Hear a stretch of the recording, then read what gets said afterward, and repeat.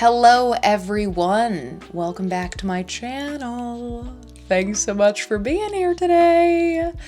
It's great to be here everyone because it is time for my favorite video of the year, which is where I talk about all my favorite books of the year. And this is by a certified professional, my friends. Why do I say that? It's because I graduated, my friends.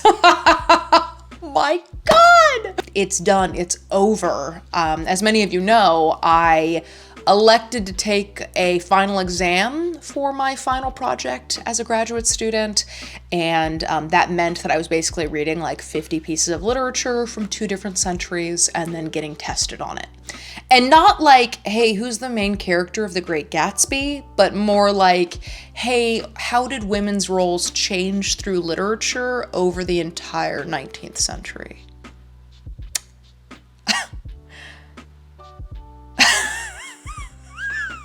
But it's done now, my friends, it's done. And I can breathe easier, which I definitely have been. So I'm feeling calmer, I'm feeling clearer, but if I'm not uploading as much, know that I love all of you so dearly. Like, you changed my life. But I need to take care of my brain a little bit because I've been hiding behind books for a while instead of taking care of myself, and now's the time that I actually feel like I can do that. So anyway, that's my big life update. Before we get into the books, I had a couple questions for all of you. Number 1, how the hell are you? How is the end of 2022 going? Are you excited for the new year, or are you kind of dreading it? Because for a lot of people, 2022 was really rough. So let me know. Let me know how we're feeling. Second thing, what was your favorite books of 2022? You can give me just 1, you could give me 5, you could give me 15. Just please let me know what you loved this year. And then the last question is, how are you feeling about reading in general right now? Like, just like bare bones. How's your gut? How's your heart? Gut. Like, weirdest word I could have used for this. I feel like the last 3 years, at least in my experience, like, I have always read, but the last 3 years, the rate in which I've read is unprecedented. There are numbers we've never seen before in the Noel charts, right? So I am definitely feeling overwhelmed, and I'm just, I don't know. It's like, I'm so excited for so many books that it's like, you don't even want to start any, right? It's like, how did I graduate and now have all this free time, and the last thing I want to do is anything at all, right? Anyway, we laugh instead of addressing the pain. So anyway, those are my questions, my friends. Now let's just get into the books because I could just go on and on and on. I just was going through my list and was picking them, and then at the end of it, I was like, wow, so many different genres, so many different genres was literally the only word I was going to use there. So, okay. You can tell it's been a while, okay? Anyway, let's just get into it. We're gonna start with 2 of my favorite memoirs of the year. I loved reading memoirs this year. I had made it a goal where I was gonna read a memoir a month, and then yikes, fell off of that because of school. But I found 2 that kind of like redefined what a memoir means, and I'm just really excited to share them with you. I mean, share them with you as if I haven't talked your ear off about them already, when I absolutely have. So let's start with Finding Me by Viola Davis. This book was incredible. It's also performed or read by Viola Davis, like the audiobook is, and her voice is just so breathtaking. So the performance is great, and the story is phenomenal, because as a famous actress, she could have just focused on like being an actress and her acting career, but she got very vulnerable and very truthful with like her entire life, with her childhood, with her parents, with her siblings. And I can't even imagine the type of bravery that took, because you know a lot of people are going to read this, and to just give us so much honesty and to kind of combine both the memoir style and the hero's journey was just spectacular. So that was one of my favorite memoirs of the year. The second memoir is one that I probably don't even need to say, because you could probably guess what I'm going to say, because I've talked about it so much this year, but that is Crying in H Mart.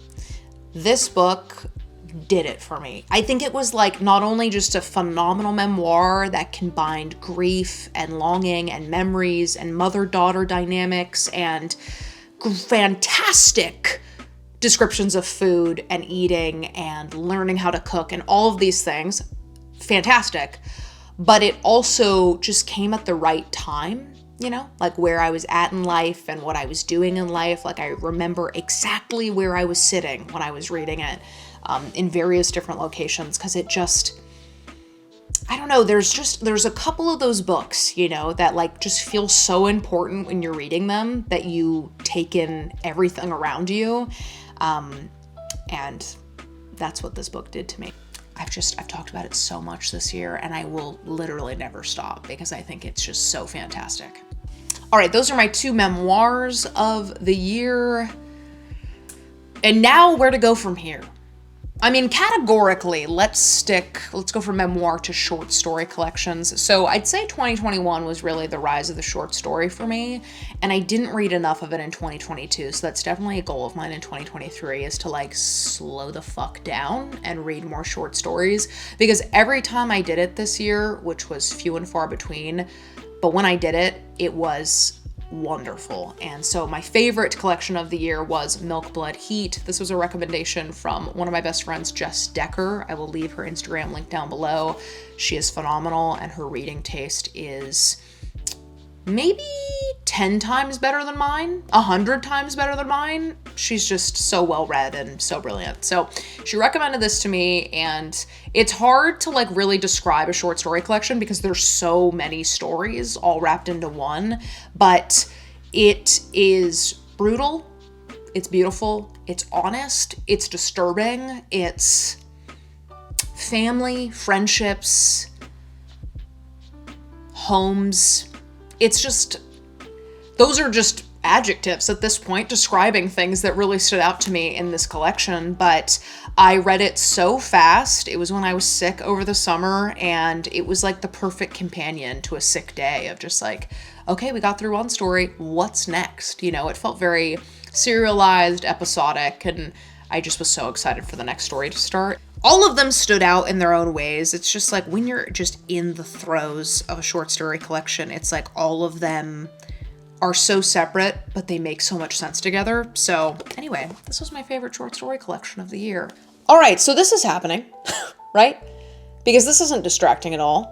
This scanning, I feel like I'm an X-Men, like trying to enter a door, but anyway, I'm gonna lean back and try to be as cool and calm and confident as possible with my huge knee just sitting here.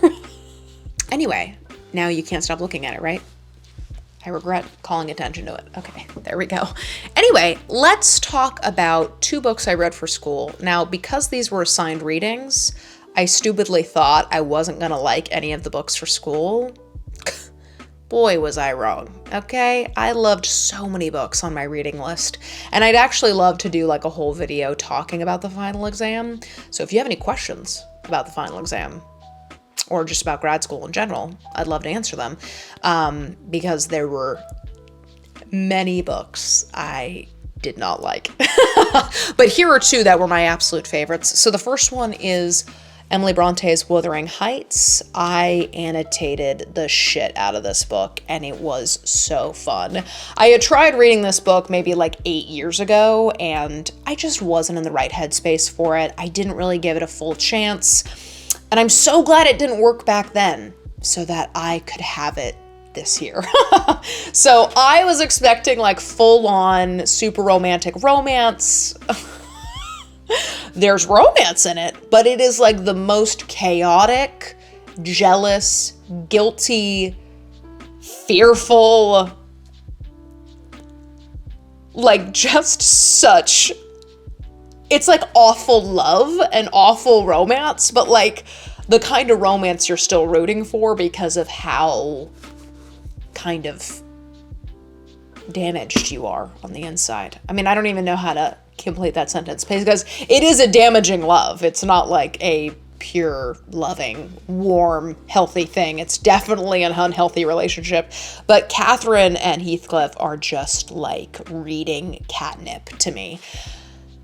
It felt a little vampiric because it felt like each of the main characters were like sucking the soul out of each other, in a very destructive way, but in a way that made reading very fun. And it was extremely gothic, and I really couldn't get enough of it. I can't wait to reread it one day when I've had a little bit of space from the test, because I think it'll just be even more fun reading the second time around. But that's Wuthering Heights. Okay, the next book on this list is Invisible Man. From the first page, I will literally read you the line that I cited in my essay because of how good it is. I'm a man of substance, of flesh and bone, fiber and liquids, and I might even be said to possess a mind. I am invisible, understand, simply because people refuse to see me. Like the bodiless heads you see sometimes in circus sideshows, it is though I have been surrounded by mirrors of hard, distorting glass. When they approach me, they see only my surroundings themselves, or figments of their imagination. Indeed, everything and anything except me. So not only was the writing immaculate and just like such an incredible just book to read, but the story felt so fast, and it was like the narrator never rested. He was always bringing you somewhere new, and I just thought it was so excellently done. It feels like every page you're hopping to the next storyline in a very engaging and fast-paced kind of way. So I just thought this book was excellent, and I talked about it a lot in my final exam. And yeah, so it was really, really fun to read and really fun to study, just like Wuthering Heights.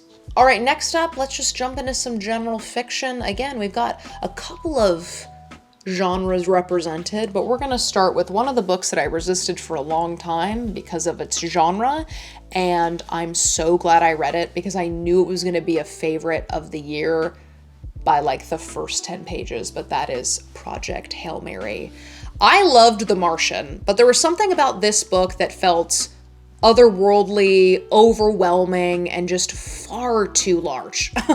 So hold on, let me actually hold this like a human. I was also kind of overwhelmed because I had read and seen people say that it was way too sciencey and just like a little too detailed. And so I was like, okay, well, I'm glad I own it, but it's just gonna collect dust.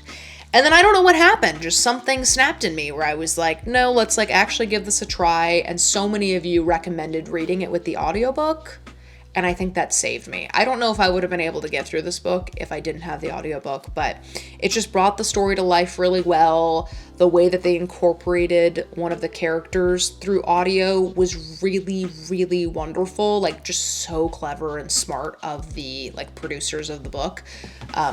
Producers of the audiobook. I just thought it was such an adventure. I mean, it's literally about a man who wakes up in space and doesn't understand why he's there or why he's the only one alive, right? And like, so first of all, who is he? Second of all, why is he alone? And third of all, why is he in outer space? And then you unravel it through a little bit of going back in time, and then also just him living through this mission, Project Hail Mary, where he's light years away from home. Honestly, just talking about it makes me want to read it again. So I loved it. Next up, we have another genre that I don't read very much of, and that is young adult. And the book is Yolk. This book stands out to me so much as one of my favorite books of the year because of the, you heard me right, sibling dynamics. We have two sisters that are living in New York and have not spoken to each other in a long ass time. And then one of the sisters gets very sick, and so the sisters kind of reconnect and are leaning on each other as they try to survive New York City.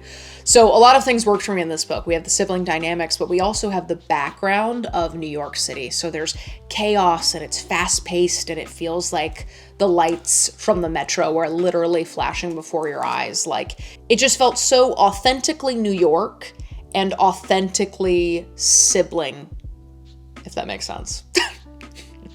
I think that makes sense. But anyway, it just felt like two sisters that are going through something very painful and could revert into these kind of just like stoic versions of themselves that like don't give into emotion, but instead they like still fight and they still get on each other's nerves. And it's not like this perfect coming back of family. It's complicated, but it is very much what family is. And I cried at the end.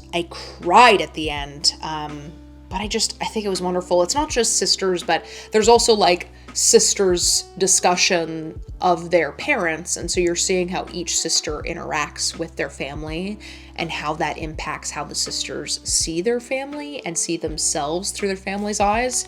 So I really loved this book, and I just thought it was really excellent for so many reasons. Oh my God, we're almost done. I have 2 books left, my friends. No, we have 3 books. Sorry, can't count. English degree, not math, right? An obvious counting joke. Anyway, next book that I absolutely loved this year was Wives Under the Sea. This one was particularly surprising to me because I'm terrified of submarines, and half of this book takes place on a sunken submarine at the bottom of the ocean. Not my favorite placement, but definitely so intriguing. As someone who is just genuinely petrified of something, and then to read all about it was just kind of challenging in a really fun way. Okay, well, lesson learned: when you actually open the blinds, more sunlight gets in. Who would have thought? Anyway, so the story of Wives Under the Sea, it's basically split into 2 timelines and 2 perspectives. We have 2 wives, and one of the wives is at the bottom of the ocean in a sunken submarine, and that's kind of in the past. And then you have the kind of present day wife who's living at the on land, and her experience when her wife comes home after being lost at sea for 6 months. And so you're kind of getting tandem timelines, which I feel like actually fed into each other very well. It didn't feel clunky. It didn't feel confusing. I just thought, number one, it was such a clever book. I've never read a book like that before, and I really appreciated just the creativity that went into a concept like this. But number 2, I really loved both of the women. I think that both of them were very strong in very different ways, and it didn't feel repetitive, right? It wasn't oh, we're learning about the same relationship just through different heads, It felt like you were getting very important information at the time you needed it from the character you needed it from, So I thought it was excellent. And it's a really quick read. So if you've seen it around, I highly recommend. I just thought it was so, so good. All right, another book that I loved this year was Woman Eating. This is kind of a present day vampiric story about a woman vampire who's living in a city, and she's trying to be a vampire in the city, and it's very gothic. It could be quirky, oh, a vampire on Tinder, or a vampire going to Safeway. It could be very silly, but it was so gothic and eerie and creepy and cold, and I thought it was so good. So you obviously get some modern life in it, right? You get neighbors in this apartment building, and you have her go to the grocery store but not know what to get because she needs blood, and yet how do you order blood at a grocery store? But it's not funny. It's not quirky, silly, just how it is being a bloodsucker. You know what I mean? It's not like that at all. It is 100% just gothic in 2022. It was a great one. All right, and the last one I'm seeing on my list is my single dedicated romance of the year. I read a lot of romance this year. I don't think as much as 2021, which is disappointing. I will be rectifying that in 2023. So my ultimate favorite romance of the year, I wanted to say Book Lovers, but I technically read that at the end of 2021. because Berkeley was so kind to give me an advanced copy. So I can't say that one because I read it last year.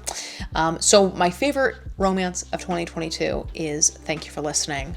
I had so much fun with this one, especially because it's written by my favorite audiobook narrator, and she narrated this audiobook. So I just feel like Julia Whalen has narrated many, many romances, and so she's read so much in the genre, and I think that she did a really good job at like picking out things that she liked from other books, but making it totally original and funny and new, right? Like when you're reading it, you can recognize romance tropes like you can with any other romance, but for some reason, there's something about this one that just feels fresh and feels quirky and feels original. And I think part of that might have been the two main characters. Like, even though it might be a romance you can recognize, like their personalities felt so charming and funny, and also kind of lost and sad, in just really authentic ways. It really felt like you were hanging out with people